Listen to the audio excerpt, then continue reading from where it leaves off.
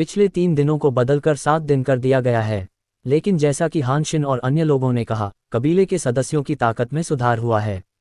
हालांकि गोंग्यान परिवार मजबूत है, फिर भी कबीला बिना किसी अवसर के नहीं है। आप कोई भी विचार सामने रख सकते हैं और उन पर मिलकर चर्चा कर सकते हैं। चेन तियानयू के बोलने के बाद चेन किंगहे बोले, अंकल तियानयू, कुछ दिनों में सीमा फिर से बंद हो जाएगी। अब चूंकि कबीले के सदस्यों के पास अपनी रक्षा के लिए टिड्डियों के पत्ते नहीं हैं, इसलिए कोहरे में रहना मुश्किल है। बाहर निकलना तो तय है। मुझे लगता है कि हमें कबीले के सदस्यों को बाहर निकलने पर चर्चा करने से पहले उनके योगदान अंकों का इस्तेमाल कुछ उपयोगी चीज़ों के लिए करने देना चाहिए। चेन किंगहे की याद दिलाते हुए चेन तियानयू ने भी तुरंत प्रतिक्रिया व्यक्त की और सिर हिलाया। यद्यपि युद्ध में जीवन को बचाना हमेशा से ही कबीले का मुख्य कार्य रहा है, तथापि उपरोक्त 3 शीर्ष परिवारों द्वारा भी कई कार्य जारी किए गए हैं। चेन किंगे द्वारा 5 आंतरिक अंगों के एक हिस्से के आदान प्रदान को छोड़कर अन्य कबीले सदस्यों के हाथों में योगदान अंक का उपयोग नहीं किया गया है। अब विभिन्न संसाधनों के लिए योगदान अंकों का आदान प्रदान करने का भी अंतिम क्षण है, इसलिए स्वाभाविक रूप से उन्हें बर्बाद नहीं किया जा सकता। जब कबीले के सदस्यों ने सभी योगदान बिंदुओं को एकीकृत किया, तो उन्होंने पाया कि कुल 1400 योगदान बिंदु थे। यदि एक साधारण परिवार के लोग परिवार के समान होते, तो निश्चित रूप से इतने लोग नहीं होते। लेकिन इस बार मृतक चेन तियानलिंग, चेन किंग्यो और चेन किंग्युन के अलावा परिवार में अभी भी 10 लोग थे। कबीले के सदस्यों की संख्या पर्याप्त थी, भले ही उन्होंने हमला करने की पहल नहीं की या कुछ कार्य विफल हो गए। योगदान बिंदुओं की एक निश्चित राशि में कटौती करने के बाद उन्होंने अभी भी बहुत कुछ जमा किया। इन योगदान बिंदुओं को परिवार को पौष्टिक स्पिरिट गोली के लिए विनिमय करने की अनुमति भी दी जा सकती है। दुर्भाग्यवश कुछ महीने पहले ही पौष्टिक स्पिरिट की गोलियों का आदान प्रदान हो चुका था और तीनों शीर्ष परिवारों ने नई पौष्टिक स्पिरिट की गोलियां जारी नहीं की। लेकिन स्वर्ग और पृथ्वी तथा अन्य संसाधनों का अर्थ अभी भी आदान प्रदान किया जा सकता है।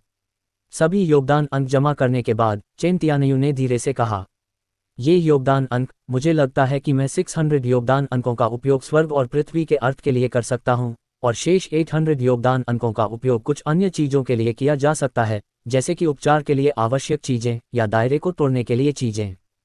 आप क्या सोचते हैं? चेन तियानयू के विचार को सुनने के बाद उपस्थित सभी कबीले सदस्यों ने सहमति में सिर हिलाया। स्वर्ग और पृथ्वी की इच्छा का उपयोग स्वाभाविक रूप से चेन किंगे के लिए था।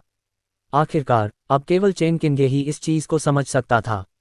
बाकी चीज़ों का उपयोग कबीले के सदस्य कर सकते थे, लेकिन चेन किंगे ने तुरंत अपना सिर हिलाकर मना कर दिया। चाचा तियानयू, कृपया स्वर्ग और पृथ्वी की इच्छा को अन्य कबीले सदस्यों के लिए उपयोगी किसी चीज़ से बदल दें। मैं अभी भी स्वर्ग और मनुष्य के बीच एकता की स्थिति से बहुत दूर हूँ। अगर मैं अभी स्वर्ग और पृथ्वी की इच्छा का आदान प्रदान भी कर दूँ, तो भी इसे थोड़े समय में समझना मुश्किल होगा। मैं देख रहा हूँ कि किंगशियू और अन्य लोग सफलता के बहुत करीब हैं।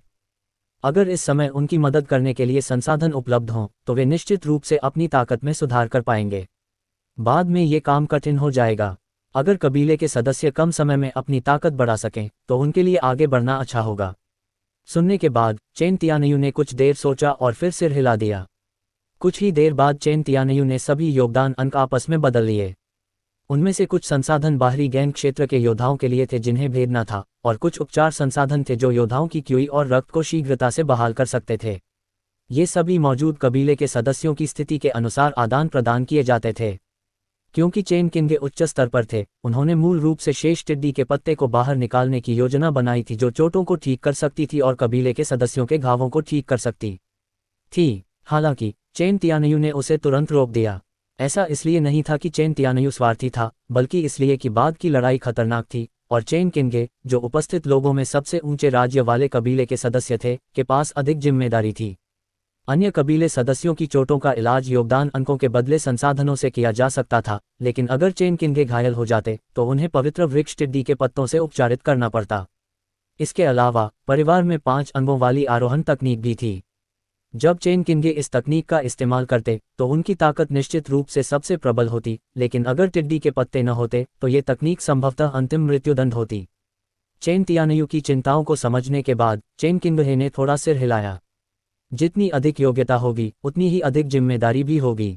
1 घंटे बाद परिवार द्वारा आदान प्रदान किए गए सभी संसाधन वितरित कर दिए गए।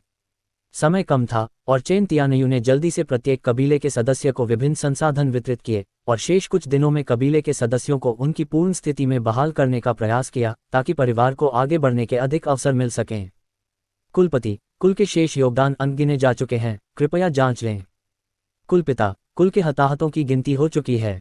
कुलपति, जुनवेई कबीले के बुजुर्गों को आने में लगभग आधा घंटा लगेगा। नीचे दी गई व्यवस्थित रिपोर्ट सुनकर गोनग्यान जुनहाओ ने थोड़ा सिर हिलाया। युद्ध के बाद एक श्रेष्ठ परिवार के रूप में स्वाभाविक रूप से कई चीजों से निपटना पड़ता है, लेकिन एक और महत्वपूर्ण बात है। ये सोचते हुए गोनग्यान जुनहाओ की आंखों में एक तेज चमक आ गई और फिर उन्होंने पूछा, चेन परिवार की स्थिति अब कैसी है? कबीले के नेता के लिए युद्ध के बाद परिवार ने चेन परिवार के योद्धाओं पर नजर रखने के लिए लोगों को भेजा है। कुछ घंटे पहले चेन परिवार के शेष सदस्य एक साथ इकट्ठा हुए हैं और उन्होंने आंतरिक गैंग क्षेत्र के योद्धाओं के लिए क्षेत्र को तोड़ने के लिए आवश्यक कुछ संसाधनों और कुछ उपचारात्मक वस्तुओं का आदान प्रदान किया है। चेन परिवार में कितने योद्धा बचे हैं? वे कितने शक्तिशाली हैं? कबीले के नेता के अनुसार चेन परिवार में अभी भी 10 लोग बचे हैं। उनमें से एक ने युकी क्षेत्र के चौथे स्तर को तोड़ दिया है। शेष लोग ज्यादातर युकी क्षेत्र के पहले और दूसरे स्तर के योद्धा हैं। उनमें से 3 के चेहरे थोड़े अपरिचित हैं और संदेह है कि वे चेन परिवार द्वारा बाद में भेजे गए 3 लोग हैं। ये जवाब सुनकर गोनग्यान जुनहाओ भी अपनी आंखों में आश्चर्य की झलक देखे बिना नहीं रह सका। आप जानते हैं, इस लड़ाई में परिवार ने बहुत से लोगों को खो दिया। मुझे उम्मीद नहीं थी कि यह छोटा सा चेन परिवार न केवल इतने लोगों को बचा पाएगा, बल्कि इस आधार पर कुछ प्रगति भी कर पाएगा। हालांकि इस साल परिवार ने हमला करने की पहल नहीं की, फिर भी उन्होंने चेन परिवार पर ध्यान देना नहीं छोड़ा। कम से कम परिवार ने चेन परिवार द्वारा दूसरी भर्ती के लिए भेजे गए सदस्यों पर ध्यान दिया था और उन्होंने बड़ों से ये भी सीखा था कि ये तीनों लोग तीरंदाजी में अच्छे थे, जो काफी असाधारण था। ये सारी जानकारी परिवार के पास है।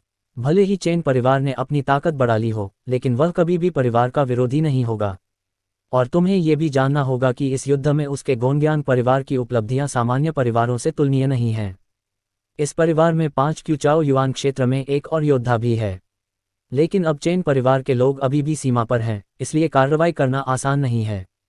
हालांकि 7 दिनों के बाद सीमा बंद हो जाएगी और कोहरा वापस आ जाएगा। उसे विश्वास नहीं होता कि चेन परिवार के योद्धा अभी भी इसमें छिप सकते हैं।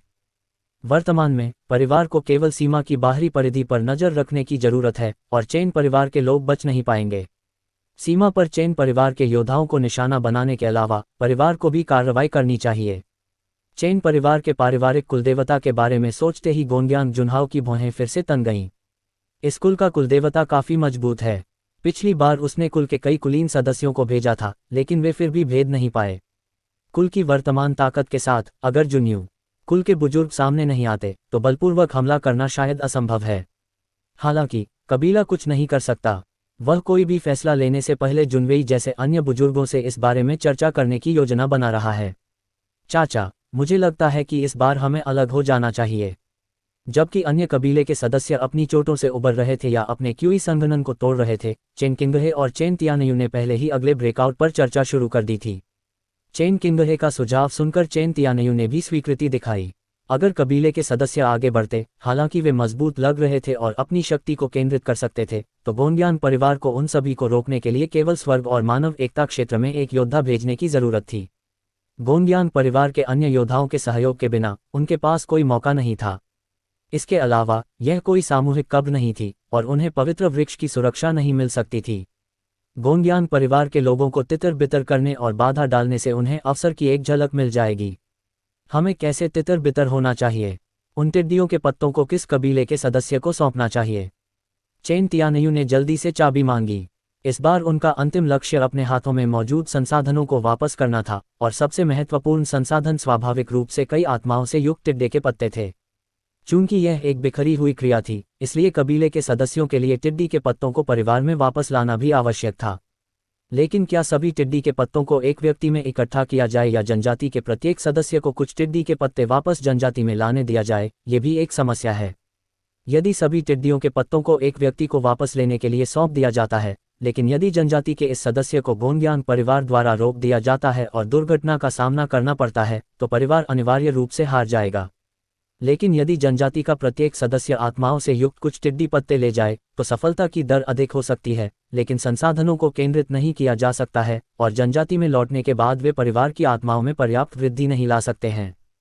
आपको पता ही होगा कि इस बार जनजाति के सदस्यों के हाथों में 20 टिड्डी के पत्ते हैं। और इन 20 टिड्डियों के पत्तों में से प्रत्येक का रंग गहरा है, और उनमें निहित आत्माएं पिछले 2 वर्षों में युद्ध में मारे गए कई योद्धाओं की भी हैं, जिनमें युकी क्षेत्र के उच्च स्तरीय योद्धा भी शामिल हैं। कुछ चूक हो सकती है, लेकिन वे भी मृत योद्धाओं का 70% से 80% हिस्सा हैं। इस तरह का आत्मा संसाधन निश्चित रूप से परिवार के मृत सदस्यों के लिए बहुत मददगार होगा, इसलिए उन्हें इन टिड्डे के पत्तों को जनजाति में वापस लाना चाहिए। चेन तियानयू का प्रश्न सुनकर चेन किंगहे ने अपनी आंखें थोड़ी सिकोड़ ली, और कुछ देर सोचने के बाद उसने जल्दी से कुछ शब्द फुसफुसाए। चेन किंगे के विचार को जानने के बाद चेन तियानयू भी हैरान रह गया। क्या ये जोखिम बहुत बड़ा नहीं है? अंकल तियानयू, असाधारण समय में हमें असाधारण काम करने चाहिए। अब दुश्मन खुले में है और हम अंधेरे में हैं। उन्हें हमारा मकसद नहीं पता। परिवार के लिए भी यही एक मौका है। चेन तियानयू ने भौहें चढ़ाईं और कुछ देर तक अनिर्णित रहा, लेकिन कुछ देर तक उसकी बाहों में टटोलने के बाद चेन तियानयू ने अंततः सिर हिला दिया। ठीक है, तो फिर इसे अपने विचार के अनुसार करो, किंगे। लेकिन मुझे चिंता है कि इस बार गोंग्यान परिवार न केवल हम पर हमला करेगा, बल्कि परिवार की ओर से भी कुछ जोखिम हो सकता है, इसलिए हमें परिवार के पास वापस जाना होगा। मुझे नहीं लगता कि इस बारे में चिंता करने की कोई ज़रूरत है। हालांकि परिवार अब कमज़ोर है, लेकिन परिवार का पवित्र वृक्ष अभी भी मौजूद है। अगर गोंग्यान परिवार हमें रोकना चाहता है, तो वे अनिवार्य रूप से अपनी ताकत बिखेर देंगे, जिसका परिवार पर ज़्यादा असर नहीं होना चाहिए। चेन तियानयू ने अपना सिर घुमाया और सोचा कि ये बात सही है। परिवार के पवित्र वृक्ष की सुरक्षा के कारण गोंग्यान परिवार शायद आसानी से कोई कार्रवाई नहीं करेगा। इसके विपरीत वे ज़्यादा खतरनाक हैं। विचार को अंतिम रूप देने के बाद दोनों कबीले के सदस्यों की स्थिति की जांच करने के लिए आगे बढ़े। सीमा बंद होने में सिर्फ 6 दिन बचे हैं। उनके पास वास्तव में ज़्यादा समय नहीं बचा है। अगर चेन किंगशियू और उनके कबीले के दूसरे सदस्य 6 दिनों के अंदर सीमा पार नहीं कर पाए, तो वे ज़्यादा देर तक नहीं रुक पाएंगे। कुलपति, गोंग्यान परिवार ने कुछ कदम उठाए हैं। कई आभाएं गोंग्यान परिवार को छोड़ चुकी हैं, और यह संदेह है कि वे परिवार की ओर बढ़ रही हैं। सामूहिक कब्र पर चेन तियानजिन, जिसने ये समाचार सुना, थोड़ा उदास दिख रहा था। चूंकि पिछले 2 वर्षों में परिवार का विस्तार हुआ है, इसलिए गोंग्यान परिवार का अवलोकन कभी गायब नहीं हुआ है, ताकि जितनी जल्दी हो सके गोंग्यान परिवार के कार्यों को समझा जा सके। अप्रत्याशित रूप से 2 साल की चुप्पी के बाद गोंग्यान परिवार ने एक और कदम उठाया है। हालांकि वह गोंग्यान परिवार के कदम के महत्व को नहीं जानता था, चेन तियानजिन के दिल में कुछ अनुमान थे। थोड़ी देर सोचने के बाद चेन तियानजिन ने तुरंत आदेश दिया, सभी कबीले सदस्यों को बाहर निकालो और लियान शहर और युनमैंग शहर को क्रमशः ताओ परिवार और लू परिवार को सौंप दो। कुलपति, योनगान शहर के बारे में क्या ख्याल है? चेन तियानजिन ने योनगान शहर की भूमि को देखा और धीरे से कहा, योनगान शहर, पीछे हटने की कोई जरूरत नहीं है। वैसे तियानक्वान और तियानमो के बुजुर्गों को पैतृक हॉल में आने दो। हाँ कुलपति। कई आदेश जारी करने के बाद चेन तियानजिन जल्दी से पैतृक हॉल में चला गया। योनगान शहर लंबे समय से परिवार का क्षेत्र रहा है, लेकिन शुरुआत में पवित्र वृक्ष की सुरक्षा कभी भी योनगान शहर तक नहीं पहुंची, इसलिए हर बार जब युद्ध होता था तो परिवार योनगान शहर को छोड़ने और सामूहिक कब्र पहाड़ से चिपके रहने का विकल्प चुनता था। लेकिन अब मामला अलग है। अंकल चांगमिन के अनुसार वर्तमान योनगान शहर लंबे समय से अंडरवर्ल्ड के दायरे में है, और परिवार किसी भी समय इसका समर्थन कर सकता है, इसलिए खाली करने की कोई आवश्यकता नहीं है। लेकिन विशिष्ट स्थिति के लिए उसे अभी भी पवित्र वृक्ष से प्रार्थना करनी होगी और निर्देश देने होंगे, ताकि वह जान सके कि परिवार को आगे कैसे बढ़ना चाहिए। थोड़ी देर बाद चेन तियानजिन पैतृक हॉल में पहुंचे। ऊपर देखने और वर्तमान पवित्र वृक्ष को देखने के बाद चेन तियानजिन की आंखें श्रद्धा से भर गईं। पिछले वर्ष में परिवार का पवित्र वृक्ष बहुत तेजी से बढ़ा है, और यहाँ तक कि पवित्र वृक्ष की ऊंचाई भी अचानक 20 फीट से अधिक बढ़ गई है, और अब ये लगभग 50 फीट ऊंचा है।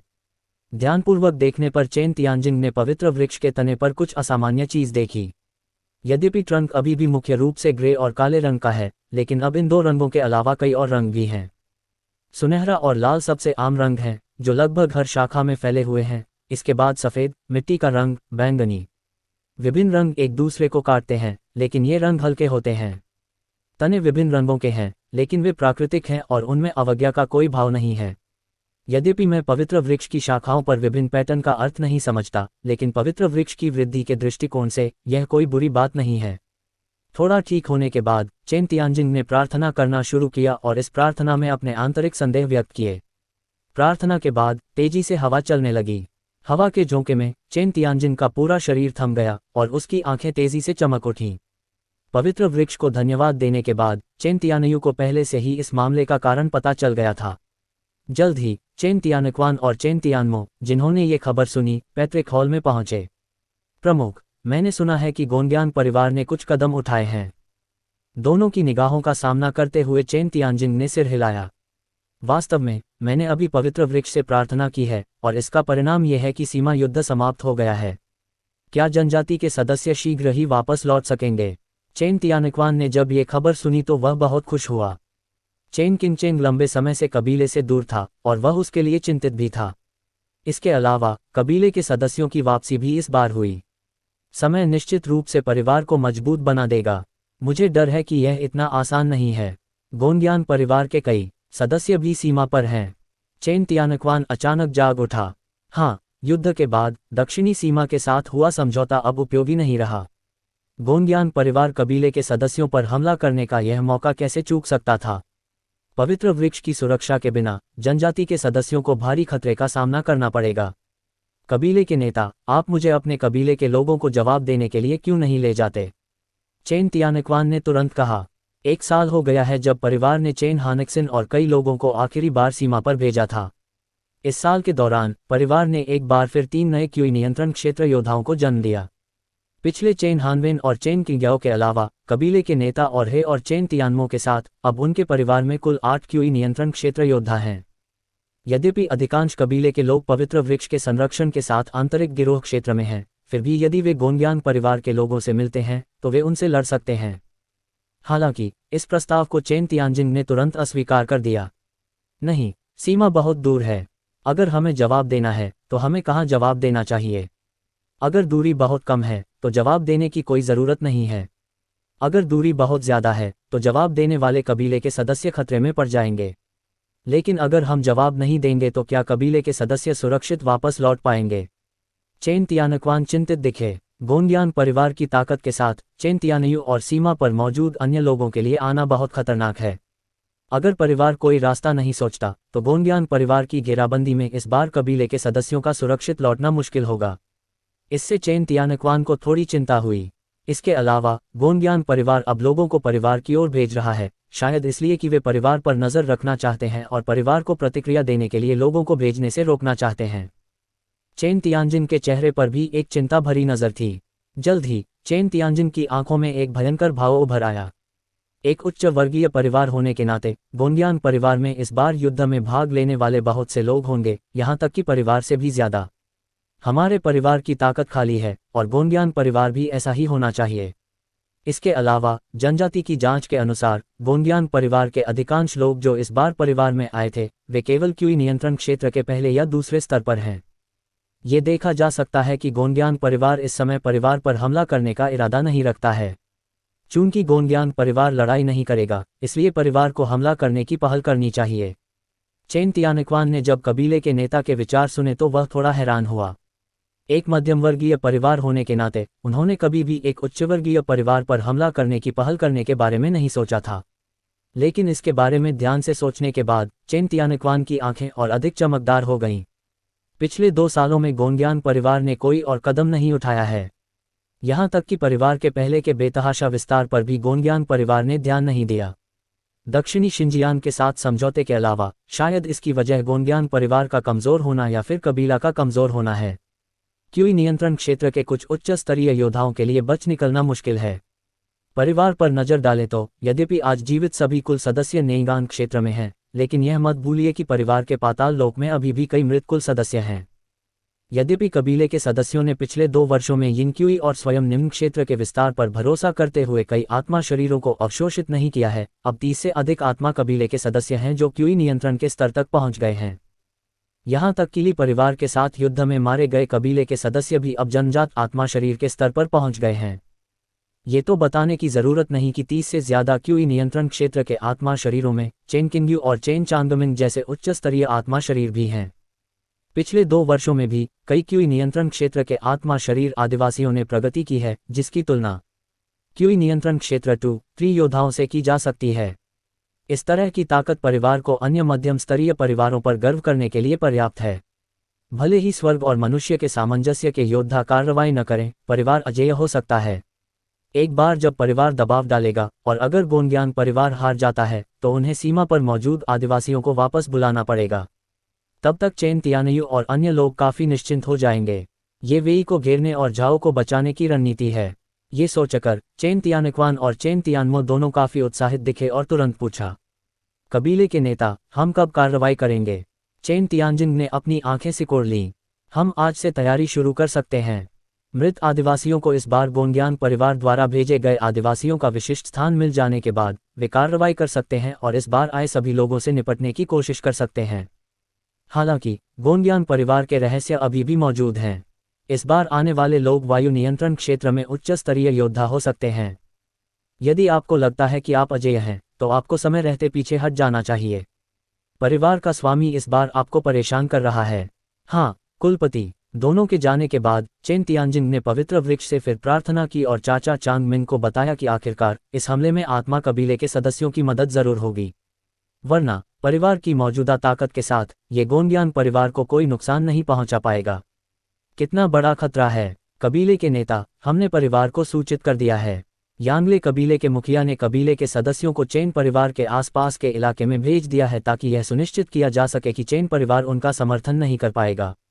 सीमा पर अपने परिवार से जवाब मिलने के बाद गोंडयान जुन्हाओ के चेहरे पर व्यंग्यात्मक भाव था। चेन परिवार का कुलदेवता वास्तव में असाधारण है और इसमें अद्वितीय शक्तियां हैं। हालांकि अधिकांश पारिवारिक कुलदेवताओं की भी सीमाएं होती हैं, अर्थात वे केवल एक ही स्थान पर टिके रह सकते हैं। एक बार जब वे उस क्षेत्र से आगे निकल जाते हैं तो वे कुछ नहीं कर सकते। जहां तक परिवार का सवाल है, अभी उन्हें सिर्फ घेराबंदी करनी है, हमला नहीं करना है और चेन परिवार की गतिविधियों पर गुप्त रूप से नजर रखनी है। जब तक चेन परिवार कोई बदलाव करता है तब तक परिवार गुप्त रूप से उनका पीछा कर सकता है। उनके परिवार के क्षेत्र से चले जाने के बाद यांगले कबीले का मुखिया अन्य कुलों के लोगों को चेन परिवार द्वारा भेजे गए लोगों से निपटने के लिए ले जाएगा। यद्यपि परिवार ने इस बार अधिकांश कुल के लोगों को सीमा पर लड़ने के लिए भेज दिया, फिर भी कुल में बचे कुल के लोगों की ताकत कमजोर नहीं है। यांगले कबीले के बुजुर्ग 5 क्यू राजवंश क्षेत्र के एक योद्धा के अलावा 3 फूल क्षेत्र से कई बुजुर्ग हैं और ओई नियंत्रण क्षेत्र के पहले और दूसरे स्तर पर 10 से अधिक योद्धा हैं। इसके अलावा कबीले के सदस्य परिवार के कुलदेवता की दिव्य शक्ति पर भी भरोसा कर सकते हैं, इसलिए अगर चेन परिवार उस विशेष सैनिक को भेजता है तो भी चिंता करने की कोई आवश्यकता नहीं है। ये एक श्रेष्ठ परिवार की विरासत है। कुछ ही दिनों में सीमा बंद हो जाएगी और कोहरा वापस आ जाएगा। परिवार द्वारा सीमा पर चेन परिवार के सदस्यों का सफाया करने और फिर कबीले में लौटने के बाद चेन परिवार जल्द ही नष्ट हो जाएगा। इसके अलावा इस बार परिवार को एक आत्मा पुष्टि की गोली भी मिली है। शायद जल्द ही परिवार को एकाग्रता क्षेत्र में एक और योद्धा मिल जाएगा। चेन परिवार का कुलदेवता भले ही असाधारण हो, एकाग्रता की शक्ति का मुकाबला करना मुश्किल होगा। एक पल के लिए इसके बारे में सोचने के बाद गोंडयान जुन्हाओ मुस्कुराया। फिलहाल चेन परिवार के सभी लोगों पर कड़ी नजर रखी जा रही है। जैसे ही वे सीमा पार करेंगे, परिवार के लिए कार्रवाई का समय आ जाएगा। समय उड़ जाता है और 4 दिन पलक झपकते ही बीत जाते हैं। 49वें नोट पर चेन किंगहे की कसकर बंद आंखें तुरंत खुल गईं। चारों ओर अस्पष्ट झांकने का एहसास होने के बाद चेन किंगहे थोड़ा सा भौहें चढ़ाने से खुद को नहीं रोक सका। इसे लगभग झांकना नहीं बल्कि साफ नजर माना जा रहा है। गोंडयान परिवार को जरा भी संयम नहीं है, मानो उन्होंने उन्हें पहले ही खा लिया हो। हालांकि सीमा बंद होने में बस 2 दिन बाकी हैं। बाकी परिवार तो पिछले कुछ दिनों में ही अपने अपने घर लौट गए हैं। वे यहाँ ज्यादा समय तक नहीं रुक सकते। इस समय बाहरी गैन क्षेत्र की एक सांस अचानक उसके बगल में प्रकट हुई। चेन किंगहे ने अपना सिर घुमाया और चेन किंगशियू को देखा, जो पहले ही आंतरिक गैन क्षेत्र में पहुंच चुका था। दूसरी ओर चेन तियानयू भी खुश दिख रहा था। पिछले कुछ दिनों में परिवार ने योगदान अंकों के साथ जो चीजें आदान प्रदान की थीं, वे लगभग समाप्त हो चुकी हैं। कई आदिवासी अपनी चोटों से उबर चुके हैं और बहुत स्वस्थ हैं। उनमें से चेन किंगशियू ने तो बाहरी क्षेत्र को भी तोड़ दिया है। हालांकि अन्य आदिवासी आगे नहीं बढ़ पाए हैं, फिर भी उनकी आंतरिक ऊर्जा में बहुत वृद्धि हुई है और आदिवासियों की समग्र शक्ति मजबूत हुई है। इस तरह भले ही वे गोंडयान परिवार के प्रतिद्वंद्वी न हों, उनके बचने की संभावना बढ़ जाएगी। यद्यपि सभी आदिवासी तैयार हैं, चेन तियानयू आदिवासियों के साथ सीमा छोड़ने की जल्दी में नहीं है, बल्कि नोट पर ही रुका हुआ है, मानो वह जाने से पहले 7 दिन बाद सीमा बंद होने तक इंतजार करने का इरादा रखता है। चेन तियानयू, जो शांत दिख रहा था, थोड़ा घबरा गया। आखिरकार क्या परिवार इस समय को सफलतापूर्वक पार कर पाएगा, इसका परिवार पर और यहाँ तक कि परिवार के अस्तित्व पर भी गहरा प्रभाव पड़ेगा। लेकिन जब चेन तियानयू ने चेन किन्गे को देखा, जो पूरी तरह से अप्रभावित लग रहा था और चेन हानिक्सन और अन्य लोगों के साथ बातचीत और हंसी मजाक कर रहा था, तो वह अपने दिल में आह भरने से खुद को नहीं रोक सका। परिवार की युवा पीढ़ी, जो कबीले के सदस्यों के लिए सिरदर्द बनी रहती थी, अब अपने मामलों की जिम्मेदारी स्वयं संभालने में सक्षम प्रतीत होती है, जो वास्तव में संतोषजनक है। जबकि चेन तियानयू और अन्य लोग अंतिम क्षण के आगमन की तैयारी कर रहे थे, परिवार ने पहले ही कार्रवाई शुरू कर दी थी। योनगान शहर के पैट्रिक हॉल में चेन तियानजिन पवित्र पेड़ के नीचे रह रहा था और अपने सामने कई प्रकाश पर्दों को देख रहा था। प्रत्येक प्रकाश पर्दे में एक चित्र था, जो प्रत्येक आत्मा कुल के सदस्य की दृष्टि द्वारा प्रेषित चित्र था। ये प्रकाश पर्दा न केवल उसे हर जगह चित्र देखने की अनुमति देता था, बल्कि कुल के सदस्यों की जानकारी को अतीत में भी प्रेषित करता था, जो पवित्र वृक्ष की शक्ति का प्रदर्शन था। परिवार की जानकारी के अनुसार गोनग्यान परिवार ने इस बार कुल 6 युकी दायरे के योद्धा भेजे, जिनमें से 2 बाहरी गैंग दायरे के योद्धा थे और अन्य 4 आंतरिक गैंग दायरे के योद्धा थे। और इन 6 लोगों के छिपने के तरीके अनोखे थे। परिवार के इलाके में घुसने के बाद वे परिवार की जांच से बचने के लिए अलग अलग जगहों पर छिपते थे। हालांकि गोनग्यान परिवार को यह उम्मीद नहीं थी कि जब ये 6 लोग गोनग्यान परिवार को छोड़कर चले गए, तो परिवार को पहले से ही खबर पता चल गई थी और अब उन्हें 6 लोगों का स्थान पता चल गया था और उन्होंने पहले से ही कबीले के सदस्यों को उनकी रक्षा करने की व्यवस्था कर दी थी। ये देखकर कि सब कुछ तैयार था, चेन तियानजिन ने अब कोई हिचकिचाहट नहीं दिखाई और निर्णायक रूप से बोला, हाँ जाओ। जैसे ही आवाज निकली, प्रकाश के पर्दे में चित्र भी तेजी से उछलने लगा। क्या यांगले कबीले का बुजुर्ग बहुत सतर्क नहीं होगा? युनमेंग शहर के बाहर गोनग्यान फेजियान एक कुदाल लेकर गांव के बाहर खेत में धीरे धीरे चल रहा था और अपने दिल में शिकायत करने से खुद को नहीं रोक पा रहा था। कुछ दिन पहले परिवार ने उसे चेन परिवार की गतिविधियों पर नजर रखने के लिए यहां छिपने का आदेश दिया था। हालांकि आदेश देने से पहले यांगले कबीले के मुखिया ने उन्हें साफ तौर पर हिदायत दी थी कि वे अपना ठिकाना छिपाएं और चेन परिवार को पता न चले। यहां तक कि छिपने की जगह भी चेन परिवार से काफी दूर थी, जिससे गोनग्यान फेजियान थोड़ा नाराज हो गया। उसका गोनग्यान परिवार आखिरकार एक श्रेष्ठ परिवार है। हालांकि कुल का मुखिया और कई कुल के बुजुर्ग अब कुल में नहीं हैं, फिर भी यह ऐसी बात नहीं है जिससे छोटा चेन परिवार नाराज हो जाए। उनके विचार के अनुसार परिवार ज्यादा साहसी होकर योनगान शहर के बाहर सीधे सुरक्षा तैनात कर सकता है ताकि किसी क्षेत्र में चेन परिवार पर मजबूती से नियंत्रण किया जा सके। अभी की तरह पहचान बदलने के बजाय इसका निस्संदेह बेहतर प्रभाव पड़ेगा। सोचते हुए गोनग्यान फेजियान तेजी से उपजाऊ खेतों में चला गया और असहायता से अपना सिर हिलाया। ये एक पारिवारिक कार्य है और उसे इसे गंभीरता से पूरा करना भी जरूरी है। हालांकि एक उच्च परिवार के सदस्य होने के नाते उसे एक बूढ़े किसान का वेश धारण करके खेत जोतना पड़ता है, जो वाकई शर्मनाक है। अपने मन में कई विचारों को एक तरफ रखते हुए गोनग्यान फेजियान ने जल्दी से खेत में खुदाई शुरू कर दी और चुपचाप अपने आसपास की गतिविधियों पर नजर रखने लगा। वह और अन्य आदिवासी जो इस मिशन को अंजाम दे रहे थे, उनके हाथों में पारिवारिक कुलदेवता द्वारा दी गई वस्तुएं थीं। आपसी सहयोग से प्रत्येक आदिवासी दर्जनों मील के दायरे में युकी क्षेत्र के योद्धाओं को महसूस कर सकता था। जब भी कोई असामान्य हलचल होती तो वह तुरंत जनजाति को खबर दे सकता था। लेकिन जब गोनग्यान फेजियान जमीन जोतते जोतते उग गया था, तो उसके दिल की गहराई में अचानक एक असामान्य ठंडक फैल गई। सहज ही गोनग्यान फेजियान का चेहरा बदल गया और उसका हाथ तुरंत कांपने लगा। जमीन को कुदाल से खोदने से वह तुरंत एक तेज तलवार में बदल गई और चारों ओर वार करने लगी। लेकिन जैसे ही उसके हाथ में लंबी तलवार निकली, गोनग्यान फेजियान को अपने हमले में कोई बाधा महसूस नहीं हुई, मानो ये अभी उसका भ्रम मात्र था। लेकिन इससे पहले कि गोनग्यान फेजियान आसपास के वातावरण की सावधानीपूर्वक जांच कर पाता, उसने टिड्डी कवच पहने एक प्रेत को तेजी से अपने सामने आते देखा। और टिड्डी कवच के हाथ में एक धड़कता हुआ हृदय था। ये देखकर गोनग्यान फेजियन जल्दी से पीछे हट गया और जल्दी से अपनी क्यूई और आत्मा शरीर का उपयोग किया। लेकिन आधा मीटर पीछे हटने के बाद गोनग्यान फेजियन को अंततः कुछ गड़बड़ लगी। जब उसने अपनी छाती में छेद देखा तो गोनग्यान फेजियान अपने सपने से जाग गया। ये पता चला कि वह था सामने चेन तियानशुन, जो एक सैनिक में बदल गया था, बस गोनग्यान फेजियन को चुपचाप मैदान में कमजोर होकर गिरते हुए देख रहा था। अपने वर्तमान आत्मा शरीर क्षेत्र के साथ उसकी तुलना क्यूई नियंत्रण क्षेत्र के तीसरे स्तर के एक योद्धा से की जा सकती है, जबकि गोनग्यान फेजियान बाहरी गिरोह क्षेत्र का एक योद्धा मात्र है। उसके अनजाने इरादे और विशेष आत्मा शरीर के साथ इस व्यक्ति पर चुपके से हमला करना आसान है। अगर कुल नेता की सावधानी न होती तो इस युद्ध में निश्चित रूप से वह कार्रवाई नहीं करता, बल्कि निचले लोगों वाले अन्य कुल नेता कार्रवाई करते। आखिरकार वे हमेशा कम समय में हुआईजिया को बनाए नहीं रख सकते। केवल आत्मा शरीर युद्ध शक्ति का उचित उपयोग करके ही वे इस युद्ध में पूर्ण लाभ प्राप्त कर सकते हैं। ये पुष्टि होने के बाद कि यह व्यक्ति मर चुका है, चेन तियानशुन का आंकड़ा तुरंत गायब हो गया। जिस समय गोंडियान फेजियन की मृत्यु हुई, उसी समय गोंडियान परिवार द्वारा भेजे गए अन्य कुलों पर भी इसी प्रकार का आक्रमण हुआ। हालांकि उनके दुश्मन चेन तियानशुन जैसे उच्च स्तरीय आत्माएं नहीं थे, बल्कि उनके समान ही क्षेत्र के आत्मा कुल के लोग थे, लेकिन ऐसी आत्माएं केवल 2 ही थीं। उनमें से 4 लोग समय पर प्रतिक्रिया नहीं कर पाए और कबीले के लोगों के गुप्त हमले में शीघ्र ही मारे गए। हालांकि दूसरे बाहरी स्तर के मार्शल कलाकार ने समय रहते प्रतिक्रिया दी, लेकिन वह लड़ने में असमर्थ था। भागते समय चेन तियानमो ने अप्रत्याशित परिस्थितियों से निपटते हुए उसकी मदद की। सिर्फ एक कप चाय से गोंडियान परिवार के सभी 6 लोग मर गए। जिस समय 6 लोगों की मृत्यु हुई, गोंडियान यांगले, जो अभी भी कबीले के लोगों द्वारा समाचार भेजे जाने की प्रतीक्षा कर रहा था, उसे भी परिवार के कुलदेवता के माध्यम से शीघ्र ही समाचार मिल गया। क्या तुम्हारी हिम्मत कैसे हुई ऐसा करने की? क्या आपको लगता है कि मेरे गोंडियान परिवार में कोई नहीं है? परिवार के सभी बुजुर्ग जब यह समाचार सुने तो वे क्रोधित हो गए।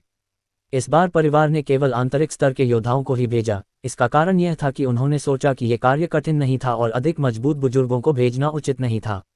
लेकिन उन्हें उम्मीद नहीं थी कि खबर फैलाने से पहले ही चेन परिवार ने उन 6 लोगों को मार डाला होगा। वे इस सांस को कैसे निगल सकते थे? तुरंत ही सानहुआ क्षेत्र के एक बुजुर्ग ने कहा, बड़े यांगले, चेन परिवार बहुत बदमाश है। भले ही कबीले का नेता और अन्य लोग कबीले में न हों, हमें कबीले के सदस्यों से बदला लेना चाहिए। हाँ, चेन परिवार बहुत साहसी है और अपने वरिष्ठों के विरुद्ध अपराध करने का दुस्साहस करता है। वे अक्षम्य हैं। कई बुजुर्गों के गुस्से भरे शब्दों को सुनकर गोंडियान यांगले भी बहुत क्रोधित हुए। लगता है उसने अभी भी चेन परिवार को कम आंका था। उसे लगा था कि यह हरकत गुप्त है, लेकिन अब लगता है कि चेन परिवार की हरकतों पर शायद चेन परिवार की नज़र पड़ गई होगी, वरना कबीले के 6 सदस्य एक साथ मुसीबत में न पड़ते। यद्यपि वह अपने कुल के लोगों की मृत्यु से बहुत दुखी था, फिर भी गोंडियान यांगले ने अपनी तर्कसंगतता बनाए रखी और तुरंत कहा, मेरी बात सुनो, बड़ो। भले ही हम अभी कबीले के लोगों को वहां भेज दें, चेन परिवार पहले ही पीछे हट चुका है और कबीले के लोगों से बदला लेना मुश्किल है। चेन परिवार इस समय के लिए अच्छी तरह से तैयार रहा होगा। मैं तुरंत कबीले के नेता को खबर दूंगा और उनकी राय पूछूंगा। पिछली लड़ाई में मुख्य सेनाओं में से एक होने के नाते वह चेन परिवार की ताकत जानता था। अब चेन परिवार ने जाहिर तौर पर अजीब योद्धाओं को भेजा था। ऐसे मौके जितने ज्यादा होंगे, परिवार को उतना ही ज्यादा सतर्क रहना चाहिए। क्या चेन परिवार वास्तव में हमारे कबीले के खिलाफ कार्रवाई करने की हिम्मत करता है? सीमा पर समाचार प्राप्त करने के बाद गोंडियान जुनहाओ ने एक कबीले के नेता के रूप में अपनी शांति खो दी और उसके चेहरे पर गुस्सा था। हालांकि चेन परिवार में कुछ ताकत है, लेकिन परिवार की नज़र में चेन परिवार सिर्फ चोरों का एक समूह है।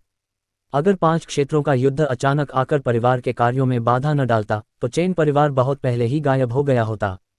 लेकिन ऐसी परिस्थितियों में चेन परिवार न केवल सामूहिक दफन के उस छोटे से पहाड़ में छिपने से बचा, बल्कि उसने अपने परिवार के सदस्यों के खिलाफ कार्रवाई करने का साहस भी किया। वे सचमुच सही तरीके से मरना चाहते थे। क्या ऐसा हो सकता है कि 2 साल और बीत जाने पर चेन परिवार में उस परिवार का सामना करने का साहस हो जाए? गुस्से से उबलकर गोंडियान जुनहाओ ने तुरंत कहा, मेरा आदेश पारित करें कि जुन्यू कबीले के बुजुर्ग को एकांत से बाहर आने के लिए कहें, उसे सभी पारिवारिक मामलों का प्रभार लेने दें और कबीले के शेष योद्धाओं का नेतृत्व करके चेन परिवार को मार डालें। महत्वपूर्ण क्षणों में कृपया टोटेम स्पिरिट का उपयोग करें। इसके अलावा 2 कबीले के बुजुर्गों, जुन्यू और जुनरेन, कुछ कबीले सदस्यों को कबीले में तुरंत लौटने के लिए नेतृत्व करें ताकि जुन्यू कबीले के बुजुर्गों की मदद की जा सके। गोंडियान जुनरेन इस युद्ध में परिवार के 5 क्यूई चाओयुआन क्षेत्र के एक नव पदोन्नत मुखिया हैं। अगर वे दोनों अपने अपने कुल में वापस आ जाएं और साथ ही जुन्युए कुल के मुखिया, जो मनुष्य और प्रकृति के बीच एकता के क्षेत्र में पहुंच चुके हैं, तो वे उन्हें कुल में वापस लाने में जरूर कामयाब होंगे। चेन परिवार, जो अब कमजोर हो चुका था, एक ही झटके में नष्ट हो गया। कबीले के नेता द्वारा जारी किए गए कई आदेशों को सुनने के बाद नीचे के कबीले के सदस्य भी दुखी हो गए। ऐसा लगता है कि इस बार कबीले का नेता वास्तव में गुस्से में है, अन्यथा वह जुन्यू कबीले के बुजुर्गों को भी बाहर आने के लिए आमंत्रित नहीं करता, जो लंबे समय से एकांत में हैं। हालांकि चेन परिवार वास्तव में घृणास्पद है और वे स्पष्ट रूप से उसे धमका रहे हैं। गोंडियान परिवार में कोई नहीं। इस समय गोंडियान जुनवेई जल्दी से खड़ा हुआ और उसे रोकने के लिए बोला, कुलपति, 1 मिनट रुको, मेरी बात सुनो। ये शब्द सुनते ही गोंडियान जुनहाओ की आंखें गुस्से से भर गईं। हालांकि ये देखकर कि वक्ता गोंडियान जुनवेई है, गोंग्यान जुनहाओ की आंखें थोड़ी शांत हुई, लेकिन फिर भी उन्होंने थोड़ा सा मुंह बनाया और कहा, क्या जुनवेई कबीले के बुजुर्ग के विचार अलग हैं? यद्यपि उन्हें कबीले के नेता की नाराजगी महसूस हुई, फिर भी गोंग्यान जुनवेल ने कहा, हुई कबीले के मुखिया, चेन परिवार अभी बस यूं ही पड़ा हुआ है और परिवार जल्द ही या बाद में नष्ट हो जाएगा। हालांकि परिवार की मुख्य शक्ति अब सीमा पर है। अगर हम जल्दबाजी में कोई कदम उठाते हैं तो हमें डर है कि ये परिवार के लिए हानिकारक होगा। जुन यू और 2 कबीले के बुजुर्गों की गति के साथ वे तुरंत बाहर निकलना चाहते हैं। परिवार में लौटने में कुछ समय लगेगा और जुन्यू कबीला लंबे समय से एकांत में है। अब एकांत छोड़ने से जुन्यू कबीले की सफलता प्रभावित हो सकती है, जो नुकसान के लायक नहीं है। इस बार चेन परिवार ने अचानक हमला किया। उन्हें 5 क्षेत्रों के युद्ध की समाप्ति के बारे में पता रहा होगा और वे इसका इस्तेमाल हमें रोकने और परिवार को सुदृढ़ीकरण के लिए वापस लौटने देने के लिए करना चाहते थे, ताकि सीमा पर मौजूद चेन परिवार के सदस्यों को भागने का एक और मौका मिल सके। मेरी राय में ये चेन परिवार का पागलपन का आखिरी काम है और इससे डरने की कोई बात नहीं है। हालांकि अगर परिवार अभी लोगों को वापस भेजकर कार्रवाई करता है तो यह निस्संदेह चेन परिवार के हाथों में खेल होगा और परिवार को और नुकसान उठाना पड़ सकता है, जो उचित नहीं है। मुझे आशा है कि कबीले के नेता को इस मामले की जानकारी होगी।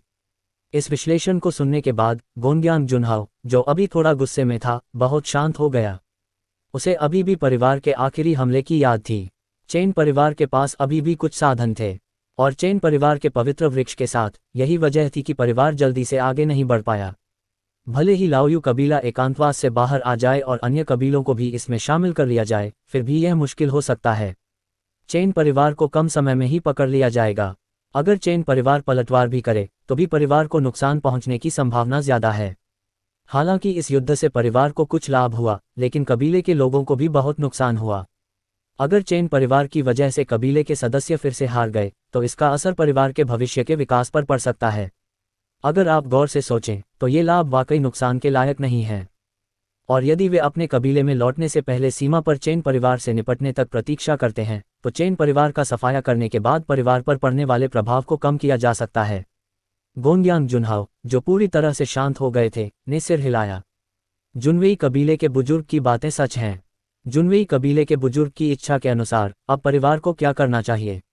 ये देखकर कि कुलपति ने अपना मन बदल लिया है, गोंग्यान जुनवेई को राहत मिली और वह फिर बोला, कबीले का नेता, मैंने सोचा।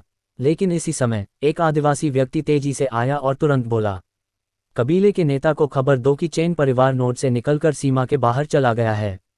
सीमा के बाहर पहुंचने के बाद चेन परिवार 5 टीमों में विभाजित हो गया और 5 दिशाओं में चला गया। हंफ, क्या इससे वे नहीं रुके? इस अचानक खबर ने गोंग्यान जुनहाओ को भी नाक भान सिकुड़ने और सवाल करने पर मजबूर कर दिया। सामने खड़े आदिवासियों ने शर्म से सिर झुका लिया। हुई कबीले के मुखिया, चेन परिवार के लोग 49 नोड से नहीं बल्कि दूसरे नोड से भागे थे। यही कारण है कि कबीले के सदस्य समय पर प्रतिक्रिया नहीं कर पाए और उन्हें समय पर रोक नहीं पाए। ये सुनने के बाद गोंग्यान जुनहाओ ने कुछ और नहीं कहा। सीमा बंद होने में अभी 2 दिन बाकी थे। उसने शुरू में सोचा था कि चेन परिवार आखिरी दिन निकल जाएगा, लेकिन उसे उम्मीद नहीं थी कि छठे दिन ही वे कार्रवाई कर देंगे, जिससे परिवार अचंभित रह गया। परिवार से आई खबरों के साथ ये देखा जा सकता है कि चेन परिवार के विचार वास्तव में वही हैं जो गोंग्यान जुनवेई ने कहा था। सौभाग्य से परिवार ने पहले से ही इसके लिए तैयारी कर ली थी और यहाँ तक कि चेन परिवार ने भी अलग होने की योजना बनाई थी। लेकिन उन्होंने उम्मीद नहीं की थी कि चेन परिवार इतना साहसी होगा और 5 टीमों में विभाजित होने की हिम्मत करेगा। लेकिन चाहे कितनी भी टीमें बांट दी जाएं, ये परिवार की बदला लेने की इच्छा को रोक नहीं सकता। मामले की गंभीरता को देखते हुए गोंग्यान जुनवेल के विचार पूरे होने से पहले ही गोंग्यान जुनहाओ ने दोबारा आदेश दिया। बूढ़े जुनवेई कबीले ने आदेश सुना है, आप तुरंत 5 क्यूई राजवंश युआन क्षेत्र से चेन परिवार के लोगों को रोकने और मारने के लिए तैयार हो जाओ। पुराने जुन्यू कबीले ने आपको चेन तियान्यू को रोकने और मारने के लिए 2 क्यूई नियंत्रण क्षेत्र के योद्धाओं का नेतृत्व करने का आदेश दिया है। जुनरेन कबीला हमेशा आदेशों का पालन करता है। हाँ, कुलपति। जैसे ही कई आदेश जारी हुए, गोंग्यान जुनवेई और उसके आदमियों ने बिना किसी हिचकिचाहट के एक के बाद एक निकल पड़े। आखिरकार, अगर समय थोड़ा और आगे होता तो कई लोगों के बच निकलने का मौका मिल सकता था। हालांकि खबर मिलते ही परिवार ने तुरंत कार्रवाई की और चेन परिवार के भागने की संभावना ज्यादा नहीं थी। ज्यादा से ज्यादा ये थोड़ी परेशानी वाली बात होगी और इसमें कुछ दिन और लग सकते हैं। इसके अलावा इस बार परिवार की ताकत चेन परिवार से कहीं अधिक थी।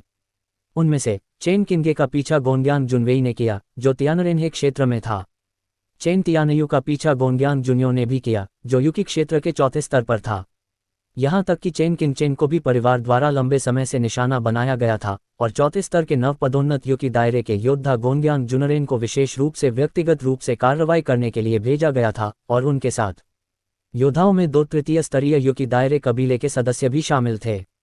अन्य 2 टीमों का नेतृत्व भी 3 फूल क्षेत्र के योद्धाओं द्वारा किया गया था। चूंकि चेन परिवार ने भागने के लिए 5 टीमें बनाई थीं, इसलिए परिवार ने भी 5 टीमें बनाई और कुछ बची भी रहीं। गोनग्यांग जुनवेई के अलावा अन्य 4 टीमें, चाहे क्षेत्र के संदर्भ में हों या कबीले के सदस्यों की संख्या के संदर्भ में, सभी चेन परिवार से श्रेष्ठ हैं। जहां तक गोनग्यांग जुनवेई का प्रश्न है, युकी क्षेत्र के अपने 5वें स्तर के साथ उसे दूसरों की मदद की आवश्यकता नहीं है। उन्हें विश्वास नहीं है कि चेन परिवार ऐसी परिस्थितियों में बच सकता है। चेन परिवार के 10 लोगों से निपटने के बाद वह कबीले के सदस्यों को वापस कबीले में ले जाकर गंदगी साफ कर सकता है। उस समय पूरा चेन परिवार मृतक कबीले के सदस्यों की आत्माओं को श्रद्धांजलि अर्पित करेगा। गोनग्यांग जुनहाओ के चेहरे पर जानलेवा भाव थे और साथ ही उसने कबीले के सदस्यों से कहा कि वे अपना सामान बांध लें और सीमा खाली करने की तैयारी करें और इस खोज के परिणाम की प्रतीक्षा करें।